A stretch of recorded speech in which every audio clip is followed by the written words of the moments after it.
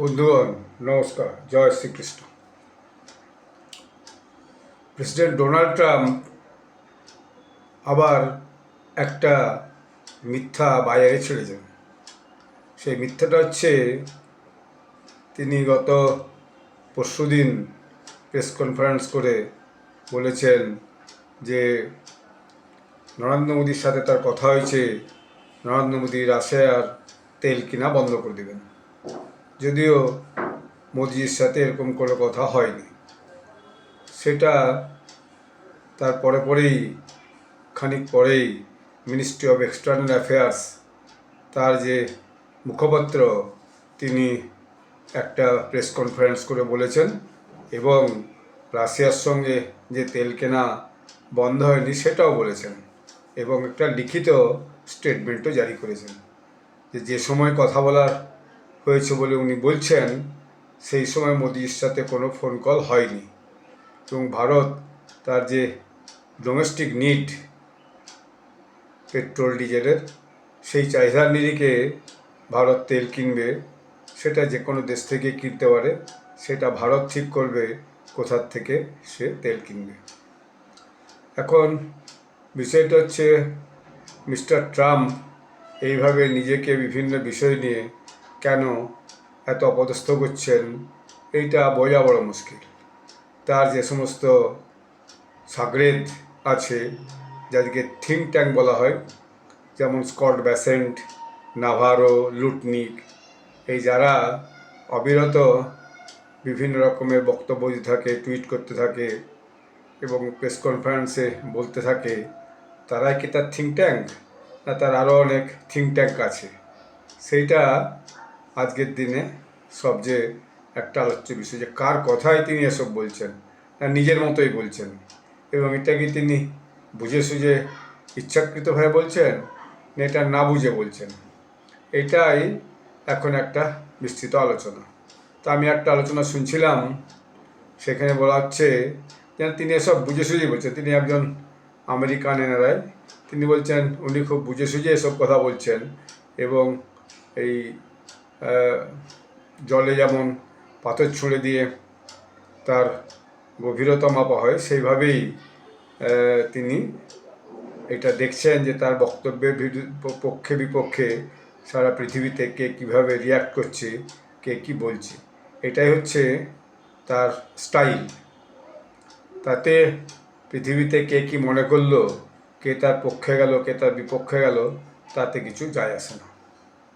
এখন তার vice president JD Vance, যাকে আমরা ভেবেছিলাম, যাকে আমরা একটা সময় ভারত আসার পর বলেছিলাম যে তো ভারতের জামাই, কারণ তিনি যাকে বিয়ে করেছেন তিনি আমাদের দক্ষিণ ভারতের মহিলা। তো যাই হোক, তিনি হঠাৎ বলে বসেছেন যে ইন্ডিয়ানস আর সার্ভেন্ট ক্লাস, অর্থাৎ এরা চাকরি করতে পছন্দ করে এবং আমরা যে সমস্ত বড় বড় টেকনোলজি করেছি সেখানে এরা এসে চাকরি করে। আমেরিকার অর্থনীতি মূলত টেক ড্রিভেন এবং বিশেষত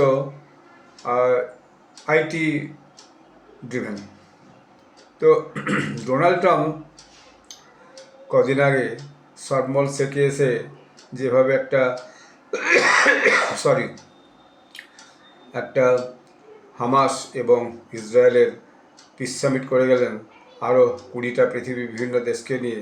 পরবর্তীকালে দেখা যাচ্ছে সেই পিস সামিটটা অনুযায়ী কিন্তু হামাস চলছে না। যদি আজকে সকালে দেখা গেল যে হামাস নাকি ডেড বডি ফেরত পাঠানো শুরু করেছে। গতকাল দেখা গেছিল একটা ডেড বডি ফেরত পাঠিয়েছে। তেল আবিবে একটা সাদা গাড়ি ঢুকছে, তার ভিডিওর মধ্যে এসেছে। হামাস যে অস্ত্রশস্ত্র বিসর্জন করে বলেছিল তাতে তারা রাজি হয়নি। এটা তার কাছে একটা ধাক্কা, যে দেশে প্রচণ্ড একটা ধমক দিয়েছে যে হামাস যদি ওই 20 পয়েন্ট প্রোগ্রাম যদি না শোনে, তাহলে আমি হামাসকে একদম শেষ করে দেবো। তো এখন ধীরে ধীরে হামাস তার যে ফার্স্ট ফেজ বিটেছে, এখন সেকেন্ড ফেজ এবং থার্ড ফেজ কীভাবে তারা অ্যাক্ট করে তার উপর নির্ভর করছে। কারণ হামাস বিরোধী যে সমস্ত প্যালেস্টাইন ছিল, তাদেরকে দেখা গেল হামাস প্রকাশ্য দিবালোকে পাবলিকের মাঝখানে রাস্তায় বস করিয়ে তাদেরকে গুলি করে মেরেছে। এবং সে তথ্য আসার পরে ডোনাল্ড ট্রাম্প একটু খেপেছেন যে এসব যদি বন্ধ না করে তাহলে হামাসকে আমি দেখে ছাড়ব। তো যাই হোক, এখন ভিডিও এসেছে তাই তিনি কথা বলেছেন। হামাস যুদ্ধ করবো বলে তারা পরবর্তীকালে ছবি ভিডিও ছাড়াই করতে পারে, তবে আজকের দিনে খবর চাপা খুব মুশকিল, কারণ সোশ্যাল মিডিয়ার যুগে যে কোনো সময় খবর কিন্তু যে কোনো সময় বেরিয়ে আসবে। তো এখন যে বিষয়টা দাঁড়িয়েছে যে ইসরায়েল হামাসের এই পিস্টুটির পরে ডোনাল্ড ট্রাম্প দেখা যাচ্ছে ক্রমাগত পাকিস্তানকে নিয়ে খুব উচ্ছ্বসিত। পাকিস্তানের প্রশাসনের উপর খুবই ভরসা তার। পাক যে মিলিটারি হেড আসিফ মুনির এবং পাক যে প্রধানমন্ত্রী শাহবাজ শরীফ তো সলমল শেখে যে মিটিং হলো সেখানে ডোনাল্ড ট্রাম্পের এত প্রশংসা করেছেন যে তার দেশেই তার ভয়ানক একটা সমালোচনা হচ্ছে। এখন এই পাকিস্তানকে এত মাথায় তোলা, তার পিছনে কারণটা কি, এটাকে নিয়ে সবাই আলোচনা করছে। তবে কি ডোনাল্ড ট্রাম্পের একটা পলিসি যে পাকিস্তানকে কেন্দ্র করে পাকিস্তানে সাহায্য নিয়ে আফগানিস্তানে বাগরাম এয়ারবেস সে আবার দখল করতে চায়, সেটা সে আগেই বলেছে। যদিও তালিবান বলে দিয়েছে আমরা 1 ইঞ্চি মাটি এখান থেকে ছাড়ব না। তাহলে কোনোভাবে আফগানিস্তান যদি পাওয়া যায়, অথবা যদি পাকিস্তান একটা এয়ারবেস কিছু দেয়, তারপরে সেখান থেকে ডোনাল্ড ট্রাম্প কি এই ভারত, আফগানিস্তান, চীন, রাশিয়া সব দেশগুলোকেই একটা নিজের ইয়ের মধ্যে রাখতে চাইছেন, প্রেশারের মধ্যে রাখতে চাইছেন? এটা একটা সবাই আলোচনা করছে যে মধ্য এশিয়ায় তার ঢোকার রাস্তা তৈরি করা বা মধ্য এশিয়ার দেশগুলোর উপর নজরদারি করা, এই বাগরাম এয়ারবেস থেকেই হোক বা পাকিস্তানের কোনো এয়ারবেস থেকেই হোক, এটা আমেরিকা করতে চায়। এটা অন্যান্য থিঙ্ক ট্যাঙ্করা তারা এটা আলোচনা করছে এবং তারা এটা বলছে। এরপরে দেখা যাচ্ছে আফগানিস্তানকে সে বাগরাম এয়ারবেস নিতে চাইলেও আফগানিস্তান এর মন্ত্রী ভারতে এসে বলে গেছেন পরিষ্কার যে ভারতকে তারা আফগানিস্তানের বাগরাম এয়ারবেস চালু করার জন্য ভারতের সাহায্য চায়। শুধু তাই নয়, চীনকে খুব একটা আফগানিস্তান এখন বিশ্বাস করছে না। ভারতকে বলেছে আপনারা আসুন, আমরা আমাদের যে রেয়ার আর্থ মেটেরিয়ালস আছে সেই রেয়ার আর্থ মেটেরিয়ালস তোলার ব্যাপারে সাহায্য করুন বা তোলা। এবার ডোনাল্ড ট্রাম্পের একটা পলিটিক্স হচ্ছে, তিনি সবসময় বা আমেরিকার পলিসি বলা যায় যে অন্যান্য দেশকে একটা সবসময় প্রেশারের মধ্যে রাখা, যেটা আমেরিকার যে দেশগুলো করে, আমেরিকার কানাডাকে করে, মেক্সিকোকে করে, দক্ষিণ আমেরিকার ভেনেজুয়েলা, ব্রাজিল, আরও যে আর্জেন্টিনা, আরও যে সমস্ত দেশগুলো আছে সেগুলোকে সবসময় একটা প্রেশারের মধ্যে রাখার চেষ্টা করে। শক্তিশালী দেশ, পাশাপাশি দেশগুলো সেই প্রেশারের কাছে খুব একটা কিছু করতে পারে না। তো পলিসিটা হচ্ছে প্রেশার অ্যান্ড এক্সপ্লয়েট। ওটা সবসময় একটা চাপে রাখো এবং তারপর দেশটাকে শোষণ করো। এইটা একটা আমেরিকান পলিসি। কারণ ডোনাল্ড ট্রাম্পও সেই পলিসিতে চলছে যে দেশের মধ্যে তার যতই সংকট হোক, দেশে মুদ্রাস্ফীতি যতই বাড়ুক এবং দেশে শাটডাউন হয়ে দেশের অর্থনীতি একবারে বসে গেছে, তাতে তার কিছু যায় আসে না। সে তার নিজের মতোতেই আছে। বরং সে নাকি এখন শাটডাউন হওয়ার পরে ঠিক আছে, শাটডাউনের জন্য তো আমার কোনো দায় নেই, বরং ভালোই হয়েছে এই ডেমোক্র্যাটরা বিল পাস না করে শাটডাউন করতে বাধ্য হয়েছে আমি, এতে আমার স্টাফদের ছাঁট করার মানে স্টাফ কাটিং করার, ফেডারেল স্টাফ কাটিং করার আমার অনেক সুবিধা হবে। তো সে সবটাই তার পক্ষে দেশের অভ্যন্তর এবং বাইরে সেটাকে ঘুরিয়ে নিয়ে নিজের পক্ষে আনার চেষ্টা করছে এবং সেইভাবে চলার চেষ্টা করছে। এখন বিষয়টা হচ্ছে যে পৃথিবীর বুকে যে এখন বড় বড় 4-5টা দেশ, তার মধ্যে তো অবশ্যই আমেরিকা প্রথমে, দ্বিতীয়ত চায়না, তৃতীয়ত রাশিয়া, ইউরোপিয়ান ইউনিয়ন এবং ভারত। এখন ইউরোপিয়ান ইউনিয়নের দেশগুলোর আমেরিকাকে ছাড়া কোনো গতি নেই, কারণ ইউক্রেন যুদ্ধের পর এখন তারা এতই কোণঠাসা যে যেভাবে হোক আমেরিকার সাহায্যেই রাশিয়াকে তারা একটা জায়গায় কোণঠাসা করে রাখতে যায়, কোনো না কোনোভাবে তাকে একটা এই ইউক্রেন যুদ্ধ থেকে সরিয়ে দেওয়ার চেষ্টা করছে। আবার শোনা যাচ্ছে এর আগে তো একটা আলাস্কাতে ডোনাল্ড ট্রাম্প পুতিনের সঙ্গে মিটিং করেছেন, এখন আবার তিনি সম্ভবত হাঙ্গেরির বুদাপেস্টে আর একটা আগামী দিনে মিটিং করতে চলেছেন। তবে যেহেতু ইউরোপিয়ান ইউনিয়নের দেশগুলো তার উপর ব্যান করে রেখেছে, পুতিন কোন দেশের উপর দিয়ে বুদাপেস্ট পৌঁছাবেন সেটা আগামী দিনে বোঝা যাবে। এখন চায়নার পলিসি হচ্ছে, অর্থনীতির দিক থেকে আমেরিকারটা তো আলোচনা করলামই, চায়নার পলিসি হচ্ছে occupy land and the people then rule, change the demography. কারণ এটা আমরা তিব্বত থেকে দেখেছি, চায়না তিব্বতে এসে দখল করেছে, এখন তিব্বতের ডেমোগ্রাফি চেঞ্জ করার চেষ্টা করছে এবং প্রচুর চাইনিজ সেখানে তারা ঢুকিয়ে দিয়েছে। এরবারে পাকিস্তানেও চেষ্টা করেছে, বালুচিস্তানে, কিন্তু সেখানে অবিরত ঝগড়া ঝামেলা চলছে। চাইনিজ যে ন্যাশনালস ওখানে আসতে চাইছে এবং ওখানকার যে লোকাল পিপল এবং পুলিশের সঙ্গে তাদের ঝামেলা চলছে। এর বাইরে চায়না তিব্বতের বাইরেও আরও অনেক জায়গা, যেমন সিয়াচিন আমাদের দখল করে রেখেছে, মঙ্গোলিয়াকে অবিরত থ্রেট দেয়, তাইওয়ান আমাদের বলে তাইওয়ান দখল করতে চায়। তো চায়নার হচ্ছে এইটা নীতি। আর চায়নার অর্থনীতি হচ্ছে মূলত প্রোডাকশান অ্যান্ড এক্সপোর্ট, অর্থাৎ বিভিন্ন জিনিসপত্র উৎপাদন করো এবং বিদেশে সেটা পাঠাও এবং বিদেশি মুদ্রা অর্জন করো। চায়নার অর্থনীতিও এই মুহূর্তে একটা স্ট্যাগনেন্ট জায়গায় পৌঁছেছে। এর মধ্যে ডোনাল্ড ট্রাম্প আবার ঘোষণা করেছেন চায়নার উপর 300% ট্যারিফ চাপ হবে এবং তার এক সাগরের দেওয়ার ঘোষণা করে যায় চায়নার উপর 500% ট্যারিফ চাপানো হবে। কিন্তু তার কদিন পরেই এই 300% ট্যারিফ, যেটা 1 নভেম্বর থেকে চালু হওয়ার কথা, ডোনাল্ড ট্রাম্প বোধহয় ভুল বুঝতে পেরেছেন, বলছেন না ওটা আমি বলেছিলাম, তবে 300% ট্যারিফ কিন্তু চাপানো যাবে না। তো চায়নার যে অর্থনীতি সেটা এখন খুব ভোলাটাইল কন্ডিশনে চলছে। আর চায়নাতে ইন্টারনাল একটা ক্রাইসিসও আছে, সেটা দেখা যাচ্ছে চায়না কদিন আগে প্রায় 9 জন মিলিটারি জেনারেলকে সাসপেন্ড করেছেন, তার আগেও কয়েকজনকে সাসপেন্ড করেছেন, মোট প্রায় 20 জন প্রায় বলা হচ্ছে মিলিটারি জেনারেলকে সাসপেন্ড করেছেন। অর্থাৎ হয়তো তাদের সঙ্গে শি জিনপিংয়ের যে মতের মিলটা হচ্ছে না। এই জাতীয় খবরগুলো আসছে, আমি যে খবরগুলো আসছে বিভিন্ন সূত্র থেকে শুনছি, সেগুলোই আপনাদের কাছে বলছি।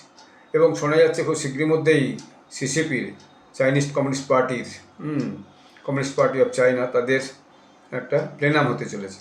তাই সেই প্লেনামে কি শি জিনপিং আবার নতুন করে তার ক্ষমতাকে জবরদস্ত করে বসিয়ে দিতে চাইছেন, মানে আবার আরও বেশি করে সেখানে জাঁকিয়ে বসতে চাইছেন, অথবা এমন হতে পারে যে শি জিনপিংকে আস্তে আস্তে সরিয়ে দিয়ে সেখানে নতুন কোনো নেতৃত্ব উঠে আসবে। কারণ চায়নার এই ক্রাইসিসটা কীভাবে যে সমাধান হবে সেটা চাইনিজ থিঙ্ক ট্যাঙ্করাও এখন ঠিক বুঝে উঠতে পারছে না। যদিও ভারতের সঙ্গে চায়না সম্পর্কটা হেট অ্যান্ড লাভ রিলেশনশিপ করে চলছে, তো সেটাই বা কদ্দূর কোথায় যায় সেইটা এবারে দেখতে হবে। আর রাশিয়ার যে মিস্টার পুতিন প্রেসিডেন্ট, তিনি আসলে সেই যে পুরাতন রাশিয়া, যেটা গর্বাচবের আমলে ভেঙে টুকরো টুকরো হয়ে বিভিন্ন দেশ ভাগ হয়ে গেছে এবং নতুন করে স্বাধীন হয়েছে, সেরকম একটা পুরাতন পর্যায়ে হয়তো ফিরে যেতে চাইছেন। ক্রিমিয়া দখল এবং ইউক্রেনের সঙ্গে অবিরত লড়াই করা, সেটা তার একটা অঙ্গ বলা যায়।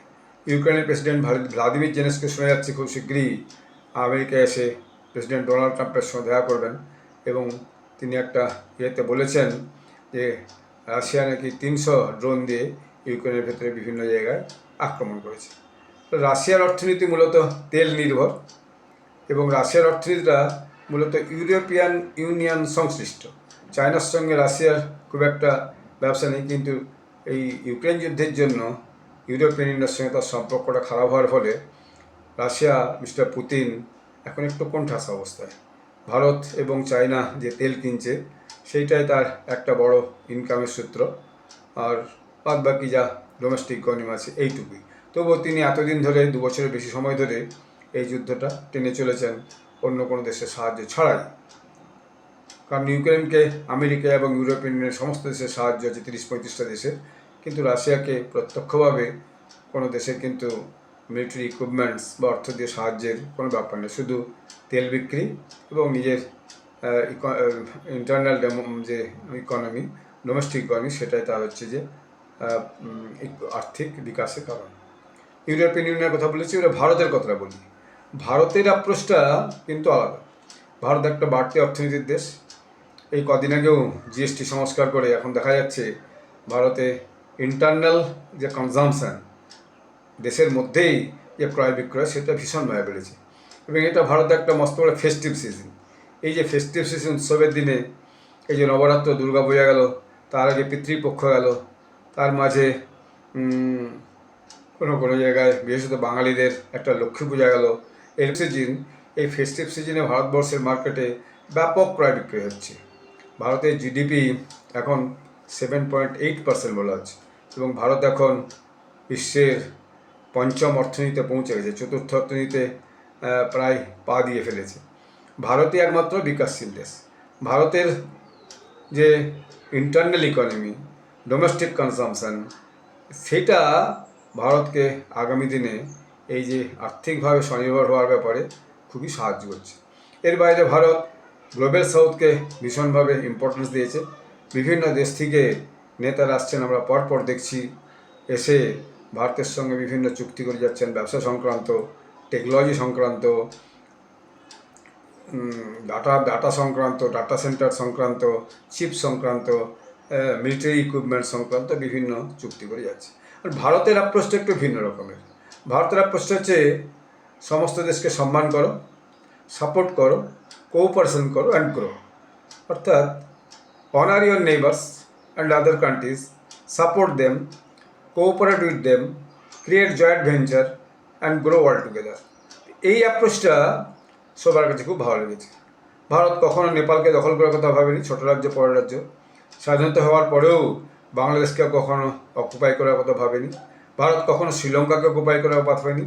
যখন যে দেশে ক্রাইসিস হয়েছে, ভারত সঙ্গে সঙ্গে সেই দেশে কিন্তু ত্রাণ সামগ্রী পাঠিয়েছে, সাহায্য পাঠিয়েছে, ক্রেডিট সাপোর্ট করেছে, ক্রেডিট লিঙ্ক সাপোর্ট করেছে, এমনকি তুর্কি পর্যন্ত। যে তুর্কির যে আর্থকুয়েকে যেভাবে ভারত সাহায্য করেছে, কিন্তু তুর্কি তার বিনিময়ে কিছু দেয়নি। অর্থাৎ ভারতের যে ইন্টারনাল ইকোনমি এবং ভারতের যে বিকাশ, ভারতের যে চতুর্মুখী বিকাশ, সর্বমুখী বিকাশ, এটার কিন্তু সব দেশের, বিশেষত ছোটো ছোটো দেশগুলোর খুবই নজর কেড়েছে। তো আর এই যে ভারতের যে approach of management, approach of linkage with other countries, bilateral linkage with other countries, এইটা সবার কাছে খুব পছন্দ হয়েছে। এখন এটা অনেক ক্ষেত্রেই নিশ্চয়ই আমেরিকার পছন্দ হচ্ছে না, বা চীনেরও পছন্দ হচ্ছে না। ভারতকে তারা যেভাবে হোক তার যে গতিটা, সেই গতিটাকে রুখতে চায়, এবং সেই গতিটা রোখার জন্য তাদের একটাই মাত্র রাস্তা, সে হচ্ছে নরেন্দ্র মোদীকে কীভাবে রোকা যায়। কিন্তু সেটা এখনও পর্যন্ত কেউই করে উঠতে পারেনি। তা আগামী দিন বলবে যে ভারতের অ্যাপ্রোচ ঠিক আছে কি না, এবং ভারতের যে আর্থিক বিকাশ, ইকোনমিক ডেভেলপমেন্ট, সেটা যে মূল ভিত্তি, সেটা হচ্ছে improve the quality of life of the people, specially the poor people, the grassroot people, and make them involve in a democratic process of economic development. এইটা খুব কার্যকরী হচ্ছে আগামী দিনে। এবং ভারতে দেখা যাচ্ছে আমেরিকা যত H-1B ভিসা বন্ধ করে দিয়েছে, যে আগামী দিনে H-1B ভিসা আমরা দেবো না, তাতে দেখা যাচ্ছে ভারতের যুবকরা ভারত থেকে ফিরে এসে শ্রীধর বেম্বু এখানে জুহো চালু করেছেন। জুহোর আর্টেরিয়া ভীষণভাবে এখন চলছে, এবং জুহো এখন একটা অন্যরকমের বিশ্বের একটা টেকনোলজি প্রতিষ্ঠানে তৈরি হয়েছে।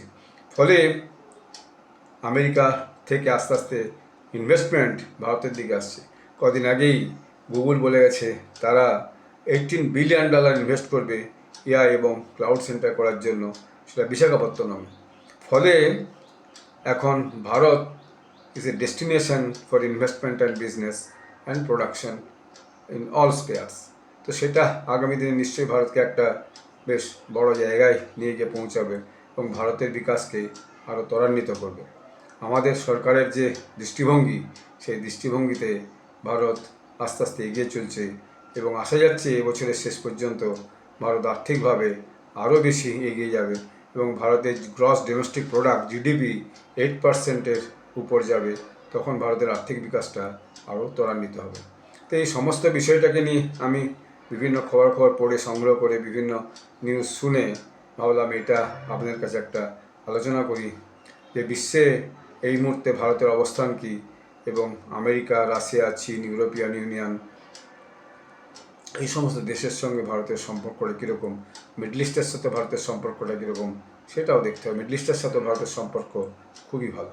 তো আগামী দিনে আরও এটা বিশদে আলোচনা করার সুযোগ আছে। তো যেমন যেমন ডেভেলপমেন্ট হবে আমি আপনাদের কাছে বিষয়টি নিয়ে আলোচনা করব। আপনারা সবাই ভালো থাকবেন। ধন্যবাদ।